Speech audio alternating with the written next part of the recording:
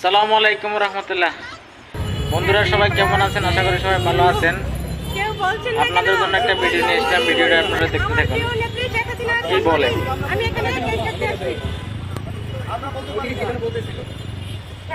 এত নির্লজ্জ মানুষ থাকে আমার জীবনে আর আমি কখনো দেখছি না। তেলবাজি করি বেলা কেক একটাকে কিনে ওই রাস্তার পাশে নিয়ে আসে, নিয়ে আসার পরে তেলবাজি করে রাস্তার পাশে নিয়ে আসে এই কেকটা, কিন্তু কেউ সাথেও কেউ নাই। নিজের ইচ্ছেটাতে নিজের ইচ্ছেকিতে তেলবাজি করার জন্য কেক নিয়ে আসছে। কেক নেওয়ার পরে আবার শুভ শুভ জন্মদিন বলার মতো কেউ নাই। আবার কয় কেউ বলছে না কেন। এদের কি লজ্জা শরম আছে? আল্লাহ মাহবুদে জানে এদের কি একটু লজ্জা শরম নাই, হায়া শরম কিছু না লাগে। এদেরকে হায়া শরম দেয় নাই। শুভ জন্মদিন বলার মতো কেউ না। আবার কেন আবার বলে কি বলছেন না কেন?